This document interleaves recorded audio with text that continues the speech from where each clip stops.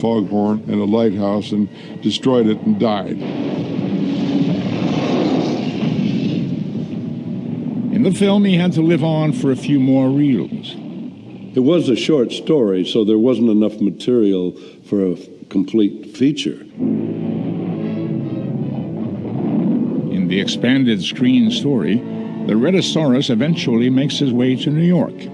Like most provincials, he didn't know how to behave properly in the big city. This is the film's most famous image. It closely duplicated one Ray first created for one of his boyhood experiments. The picture was also a surprise box office success and led to a meeting that would shape his future.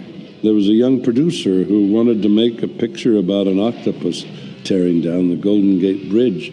So I thought, well, that's rather an interesting challenge. So I went over to the studio to meet him, and his name was Charles Schneer.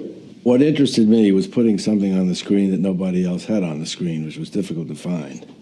And I was interested in visuals and locations that had not been photographed, and I was also interested in leaving California to find those locations, because every rock, every tree within 50 miles of Los Angeles had been photographed. The Golden Gate Bridge was only 400 miles away, and it had been photographed aplenty, but not in quite the way they planned to do it in It Came From Beneath the Sea. We submitted the script to the San Francisco City Fathers, and they came back with the answer that they wouldn't cooperate because they were afraid that any destruction to the new bridge they had just built would suggest that it's not very substantial. So we had to, through devious means, I might say, we put a camera in the back of a bakery truck and drove back and forth over the bridge to get the background plates. We were trying to do a very spectacular type of story with very little money. The budget was so low that I found that if I had an octopus, 2 less tentacles to animate would save some money on the special effects and time. Time is money, of course. So I cut off 2 tentacles, and actually we had a sextopus. We kept them disguised underneath the water because nobody would count them, we didn't think. Ray's little secret was eventually betrayed in a magazine read by fantasy film fans. But it didn't spoil anyone's fun. I don't think there were any repercussions. I don't recall the city fathers banning the picture. And I'm sure that no one really worried about an octopus pulling down the Golden Gate Bridge.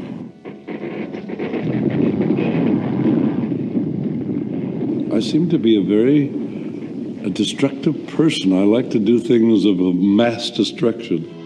For example, this attack on the nation's capital by alien invaders. The year was 1956. Charles Schneer liked to take clippings out of the newspaper in the morning, and there was a big ado about flying saucers. So our next project became Earth versus the Flying Saucers.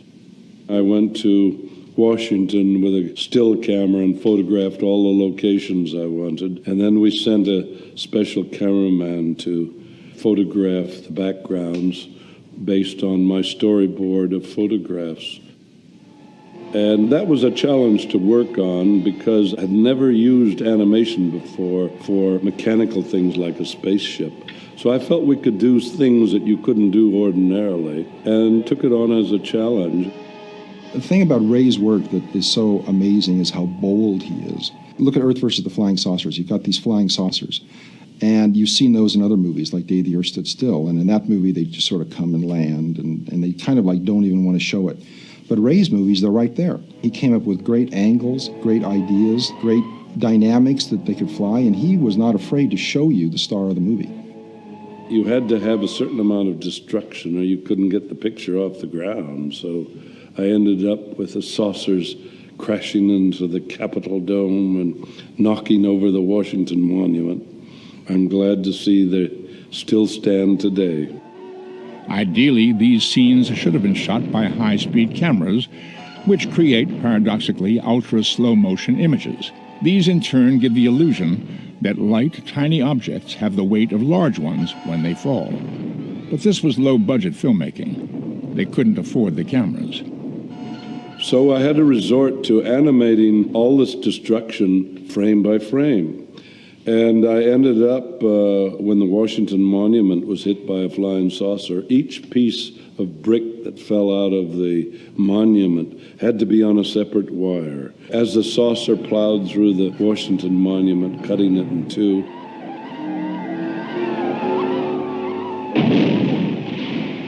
you can sense a person made it, that it's a person's struggling with a medium to present themselves. That person was also struggling to leave Hollywood. Elementals was planned to be in Paris, where these creatures nestled in the Eiffel Tower. Because I wanted a trip to Europe. I got itchy feet, and the only way I could see to get to Europe was to make some location there, and then I would be sent for nothing, so and be paid for it. But it was never produced. They were humanoid bats, and Ray plays their victim in this test footage, all that survives of the project. If he was literally carried away by his idea, no one else was. But he would get his trip anyway, and soon enough make his permanent base in London. His deliverance was the Emir. Brought back from Venus by a space probe, he was originally supposed to land in Chicago. But 50s film economics supported Ray's wanderlust. 20 million miles to Earth were shot in Rome. I wanted a humanoid creature because, having had experience with Mighty Joe Young, I felt you could do much more with a humanoid type of creature, although we didn't want to make it a man. He was taken out of his element and brought to Earth in a strange environment. When the creature hatches at the beginning and comes up and kind of rubs its eyes, you just really feel an empathy for that guy. And that's true through all his films, that empathy for character. It's an actor. You're looking at an animated actor on the screen.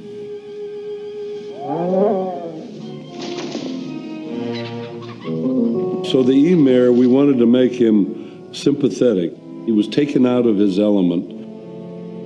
Two things changed the Emir from a harmless little guy into a menace. The hostility of Earthlings as they confronted an alien figure, and a curious addiction to sulfur. It accelerated his growth and perhaps exacerbated his temper.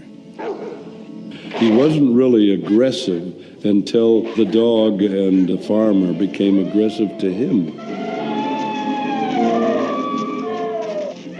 And he finally got quite vicious because he was tortured and tormented by man. The poor boy was just a helpless soul out of his environment. And he finally ended up in Rome atop the Colosseum. Of course, that was influenced by Kong on top of the Empire State Building.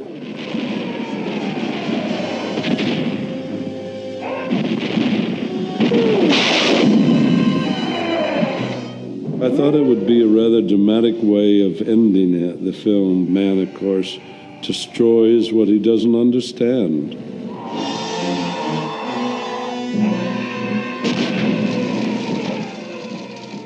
I've been responsible for destroying New York, San Francisco, and Washington, and we kind of got tired out of doing these destructive pictures constantly, which were popular in the 50s.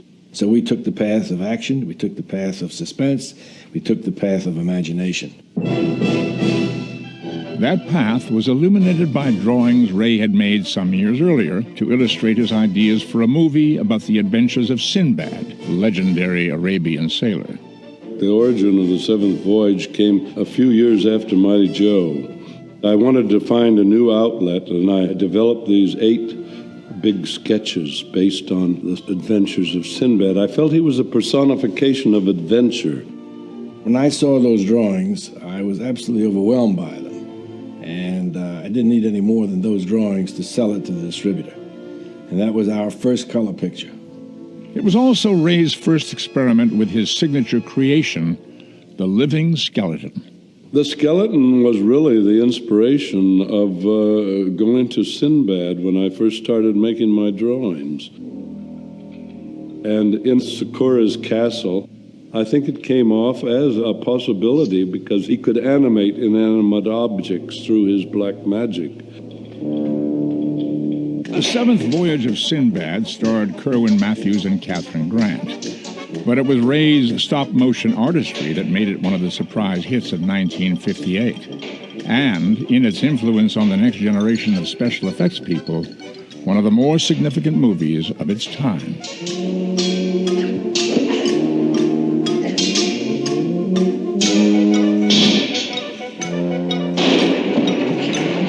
For me, there's nothing like being trapped in a cave with one skeleton.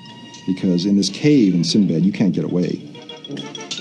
Matthews, playing Sinbad, was, in Ray's words, a master at maintaining the illusion that he was actually dueling with an imaginary creature. In reality, the skeleton was not tricked into the film until months after principal photography was completed. I was about 5 years old, and at its first theatrical release, I saw Seventh Voyage of Sinbad with my mom. It had a very profound effect on me. I saw it 8 times the first week it came out. And I had, which is very hard when you're like 12 years old, and you have to find friends and relatives or neighbors that'll drive by the movie theater to drop you off so you can see the movie over and over again. It was just something about that Cyclops standing on the beach, the kind of orange skin and the blue sky, and the spectacle of it that I had never seen in any other film. For many years, I even had dreams about the Cyclops growing in the family fish tank, living there, but always on the verge of bursting out and coming after me.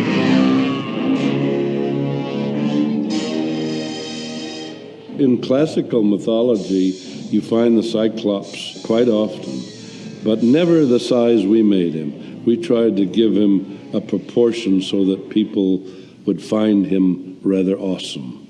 And I think he worked out quite well, particularly when he had an encounter with the dragon. Just as Ray had looked to Willis O'Brien as a mentor, young craftsmen would soon be looking to him in the same way. Dennis Muren, who has gone on to win 8 Oscars among them. It was a wonderful experience. I'll never forget those times going out to visit him. And one time I was looking around in his garage, and up in the rafters of the garage there was something was sticking out that was like a wooden skull of something going behind some boxes. I couldn't see what it was, and it was all in pieces, and it was the dragon from the Seventh Voyage of Sinbad. And I just thought, oh, what a sad end for such a wonderful creature. There was almost a note of irony. I mean, I thought the Cyclops, I liked him. I didn't like getting beaten by the dragon, which was more ruthless. I absolutely believed in the reality of the worlds he created, the marriage of the live and stop motion. Ray's dreams ranged far and wide. As a youth, he had wanted to retell the David and Goliath story. He went so far as to make this test footage for a Baron Munchausen film. He loved vast contrasts in scale. They could be charming, as well as terrifying. As he proved in The 3 Worlds of Gulliver. Since he and Schneer couldn't afford major movie stars, these figures, stars in the world's collective consciousness, stood in for them, very successfully. We needed material that the public had recognized, characters that had been around for a very long time. And I remember reading that the book most looked at in American public libraries at that time was Jules Verne's A Mysterious Island. And we made that picture. Like most of Ray's films, it was the story of an heroic voyage. In this case, in an exotic and fragile vehicle. We kept the original escape during the Civil War with this balloon because we felt that would make a very exciting opening for the picture. And Bernard Herrmann's music has always struck me for that sequence as most dynamic.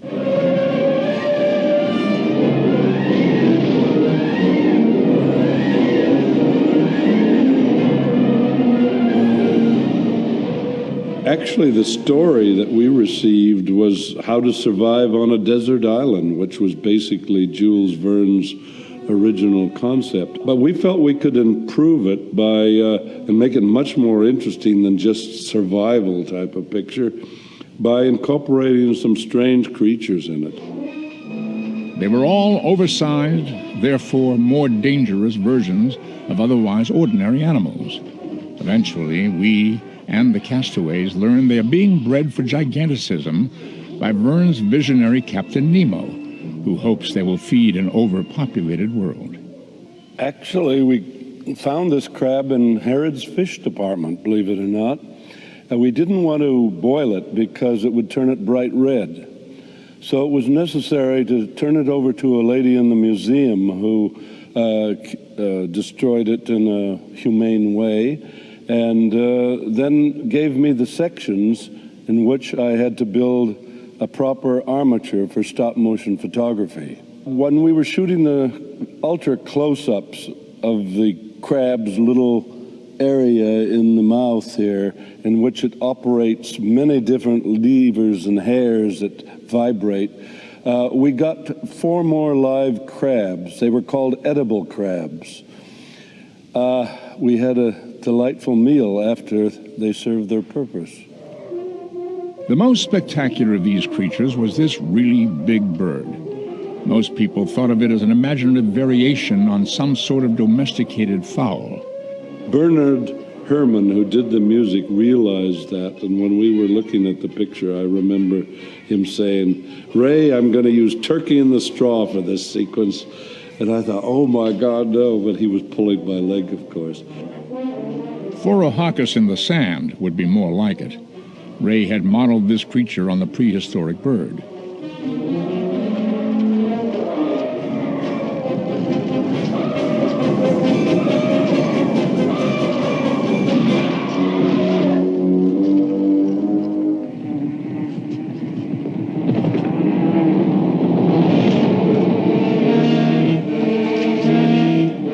There's nothing funny about a giant bee.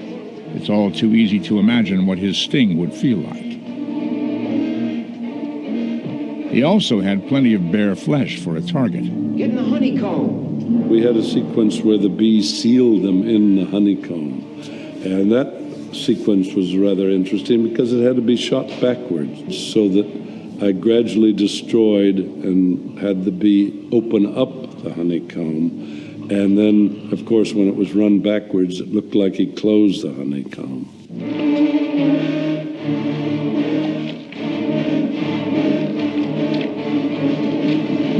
Sealing us in.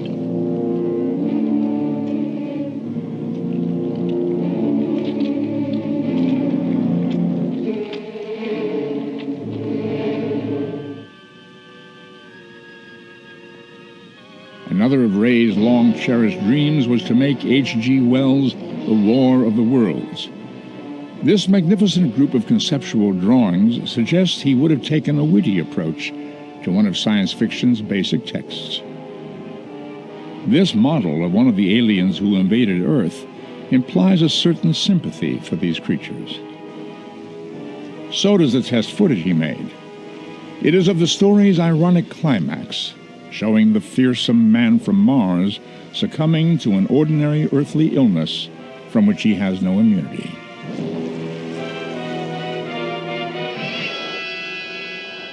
Ray finally got to do a Wells story, First Men in the Moon. There was no attempt to update Wells. The space capsule, all the film's technology, was quaintly Victorian, just as Wells might have envisioned it when he wrote in 1900.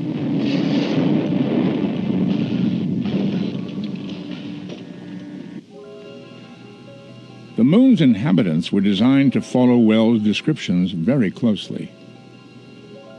H.G. Wells did suggest that perhaps the ant-men grew intelligence far in advance to the human race on Earth.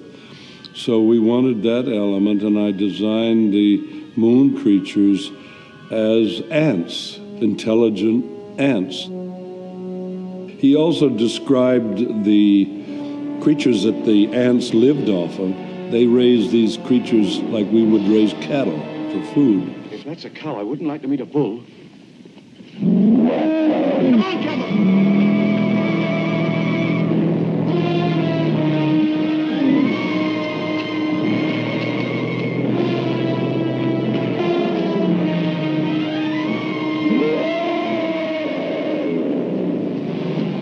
Dr. Caver, the expedition's leader, was played by Lionel Jeffries. The Moon Men study the stranger in a kind of super X-ray machine. Ray's pre-production sketches didn't imagine Jeffries, but like the film itself, the actor caught the adventurous idealism of a more innocent age. Man, we come from Earth, many hundreds of thousands of miles away. No, it doesn't mean a thing, nothing at all. Man. Yes! Man! Do you hear that? They're trying to communicate with us. Why, that's imperial! It's absolutely man! From hundreds and thousands of miles away! Man. From Earth. That's splendid! It's splendid! It's absolutely imperial. Yes! Oh, my dear fellow, it is! It's absolutely imperial! I've seen some of the fantasy films before, but none of them sort of had the sort of awe that the Ray Harryhausen movies had because of the fact that they're characters. There are synthetic characters that are alive, that are moving around in the sets with you, and that are affecting real people that are obviously can't possibly be real.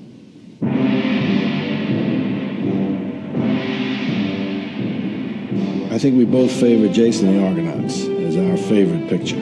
I think it was the best picture we did. I think it had highly imaginative sequences. When you talk about a seven-headed hydra, when you talk about skeletons rising out of the ground, these are memories that you don't really forget. They're totally memorable, and they don't remind you of any visual thing that you've seen.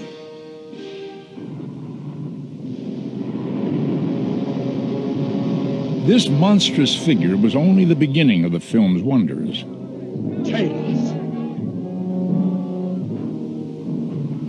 In the original story of Jason and the Golden Fleece, there was a character in it called Talos, although he was not as large as we depicted him in the picture. He was only 8 feet high.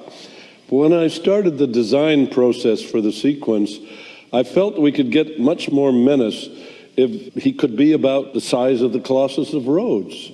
And this became a great opportunity to combine the concept of the Colossus of Rhodes with the Metal Man.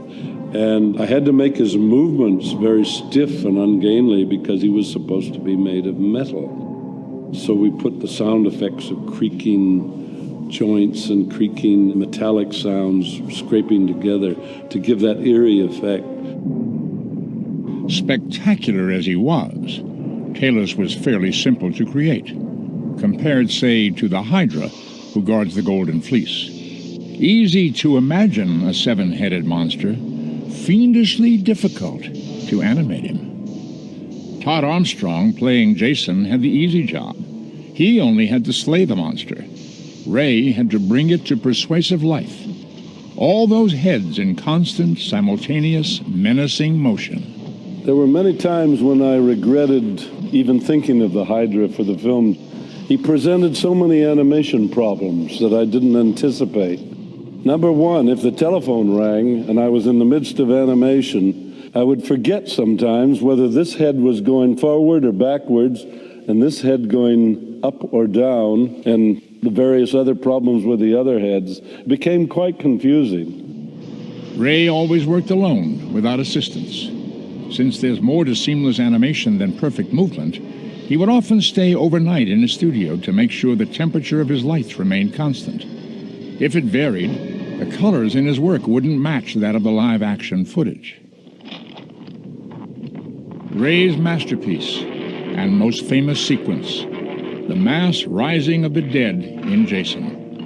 In its complexity, it had no precedence in his work or anyone else's. Those who steal the Golden Fleece must die. Skeletons are really my best friends, so 7 of them was quite a challenge, and I hesitated developing that idea because what I put on paper has to be put on the screen. That's one of the sales gimmicks, so I try not to draw anything I can't possibly do. Kill! Kill, kill, kill them all!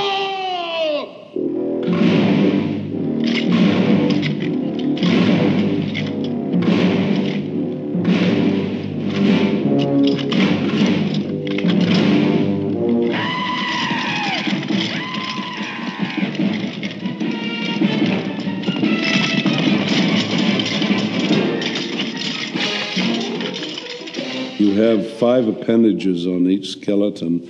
So that means 7 times 5 is 35. You have to make 35 moves when you have 7 skeletons on the screen for 1 frame of film. And that meant at certain periods when we had all 7 skeletons in the same scene with the 3 men, I was only able to average about 13 frames a day. That's a little over a half second of film. Ray worked on this sequence 4.5 months. Before that, its live-action elements required meticulous planning. This still shows stuntmen helping the actors rehearse. When the players had their movements perfectly memorized, the stuntmen stepped out of the picture, and the actors shadow-boxed opponents they would not see until the film was finished. 1 million years BC took Ray back to a far more distant past, and to his own beginnings as a boy whose imagination was fired by the drama and adventure of prehistoric times. Ray's actors, these models, which now reside in a Berlin museum, were as anatomically correct as his study of paleontology could make them. Because this was a fantasy film, he felt free to bring together creatures that had lived in different geological eras. That included human beings who did not share the Earth with dinosaurs or pterodactyls. Miss Raquel Welch had to be picked up by an animated pterodactyl. That made it necessary that we construct a small model of Miss Welch so that she was able to be animated at the same time as a pterodactyl. We dug a large hole in the sand, and at a certain point, Miss Welch would throw herself into the hole. The miniature Miss Welch would be substituted. The animated character would pick up the miniature Miss Welch and carry her off into the skies. Mixing and matching figures from different ages was a delightful Harryhausen specialty. In the Valley of Guanji, cowboys encounter prehistoric creatures in the remoter reaches of Mexico circa 1900. The Valley of Guanji was actually a product that Willis O'Brien originated and was working on for about a year. It had all the elements. It had the dinosaur, which was very popular. It had the cowboys. Cowboy pictures at that time were very popular. So we felt if we could combine these 2 elements, that we would have a good chance of success. This sequence had been a particular favorite of O'Brien's when he conceived the film in 1942. I wanted that sequence to be kept in more than anything else. But the one problem technically was that we had to have something for the cowboys to rope. So we put a pole on a Jeep, and the cowboys would throw their lasso over the pole, and then I would eliminate the Jeep and substitute Guanji. And then, of course, each frame of film you had to animate a miniature wire going over Guanji's head and still have it connected to the source. Keep him tight! Ray also loved to bring together mythological figures from widely disparate cultures. The Golden Voyage of Sinbad and Sinbad and the Eye of the Tiger are his freest explorations of these possibilities. Even though in the Muslim world they would never have a figurehead on a boat, we took that liberty to have Sinbad have a figurehead aboard his boat, and gave Sinbad an encounter with a very unusual element. They became golden voyages through the myths of the world.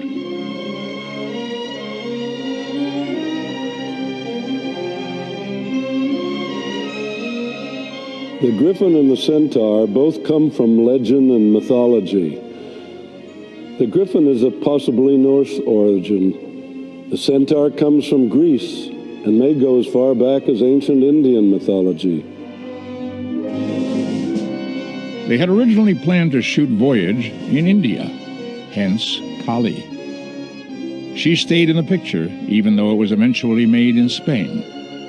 In order to rehearse all the 6 arms with the actors who were playing the part, we had to strap 3 stuntmen together with a big belt. It was rather a grotesque sight on the set, I must say. She was many hands full of trouble for John Philip Law playing Sinbad.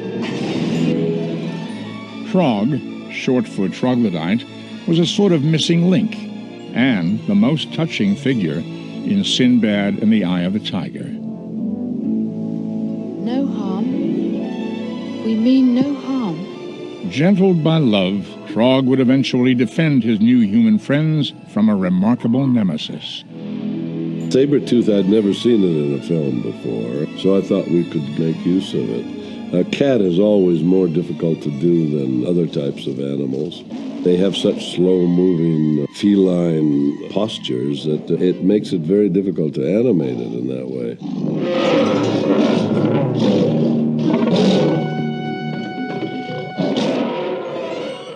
For all his ferocity, the tiger required very delicate handling. If in touching him, Ray ruffled his fur in the wrong way, the camera would see it. It's a masterpiece of Ray's maturity. Yet, like all his work, it speaks of, and to, a child's sense of adventure. There's a certain childlike quality I think one has to maintain for the love of a fairy tale, for the love of fantasy. Nothing reflected that love more memorably than Ray's Pegasus, created for his last film, The Clash of the Titans. As he did for all his characters, Ray drew hundreds of storyboard sketches, pre-planning Pegasus's screen life in infinite detail. But that was only part of the creative process. In most films that I'd seen in earlier times about Greek mythology, they always pictured Pegasus with very small wings, and you were never quite convinced that they could lift him off the ground. And I found it a challenge to try to make a convincing-looking flying image that would give you the illusion that the horse could be actually lifted into the air.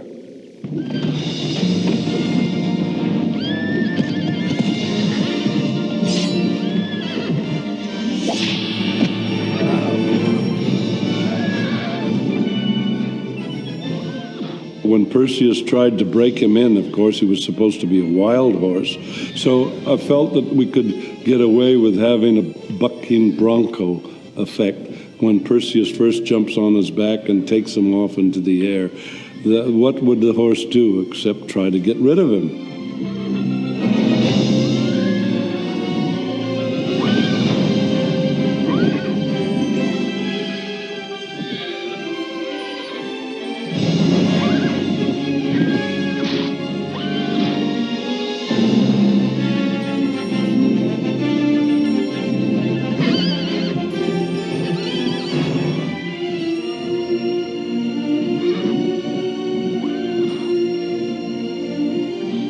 Titans is, of course, based on a story drawn from Greek mythology. Trying to win the hand of his beloved Andromeda, Perseus is presented with many obstacles far more formidable than taming this wild, ultimately devoted steed.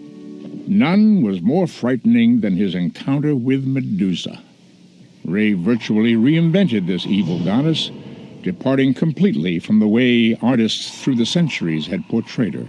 The scene with the Medusa in the labyrinth is absolutely incredible. I think it's the finest piece of work he ever did, and it's a masterwork of lighting, of animation, and of drama. Adding to the challenge, Ray lit the scene by flickering fires, an enormously difficult illusion to sustain in stop motion.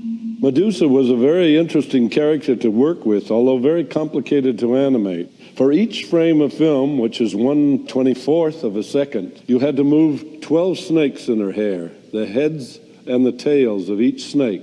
Then you had to move the hand. Then you had to move the arm.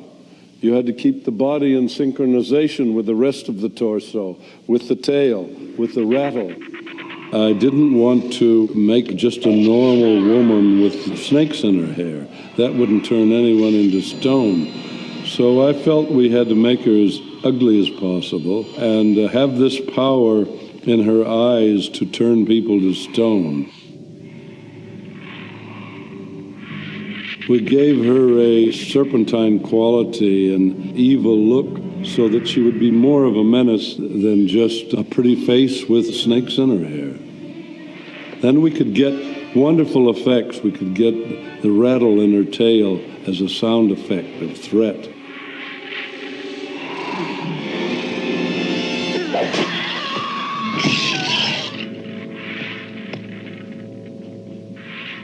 The Greeks always thought their gods were the same as the human beings. They had the same foibles, the same misgivings that the human would have. But they were just larger people living on Mount Olympus. The gods, presided over by Laurence Olivier's Zeus, manipulated, toyed with the fates of humankind, sometimes mischievously, sometimes malignly, as in the case of the rebellious Calibos. He will become abhorrent to human sight. He'll be shunned and forced to live as an outcast in the swamps and marshes. He'll be transformed to a mortal mockery, a shameful mark of his vile cruelty. In a way, what the gods did is not so different from what Ray has done all his life, controlling the lives and destinies of his subjects. I don't think there's any special, strange quality that made me want to have a God complex. But when you look at it, you say, here you're putting on the screen images that appear to be alive, and you're controlling exactly what they do.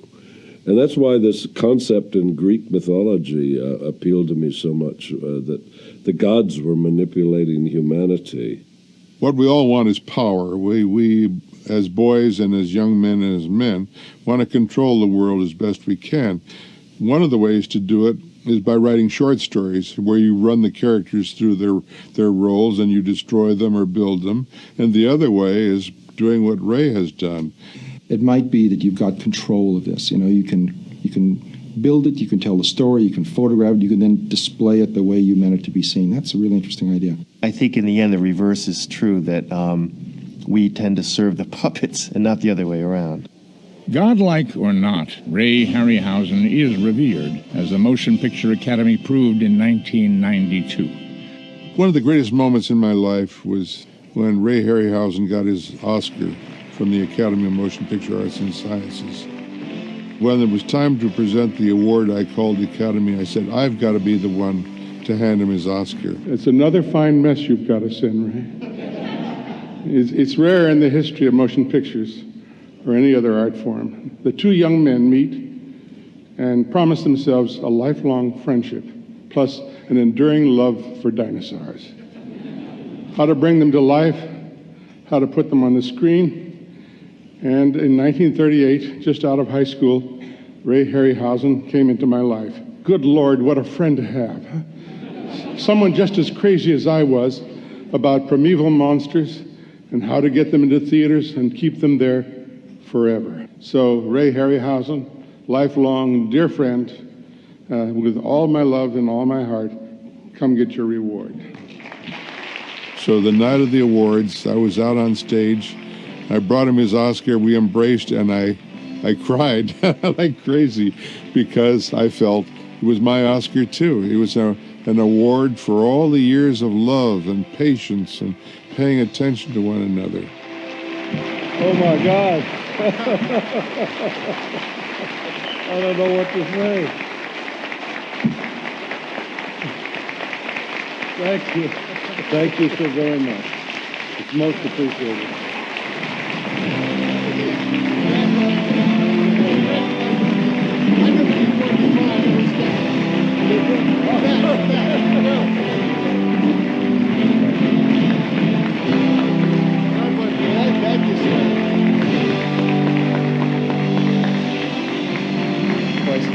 Some people say Casablanca or Citizen Kane. I say Jason and the Argonauts is the greatest film ever made.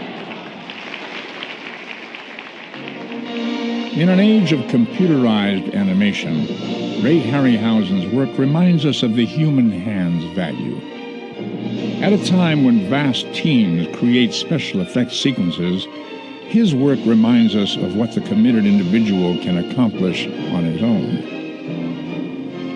In this moment of the mechanized imagination, this unforgettable work recalls for us the value of the open and wondering eye, the informed and compassionate heart.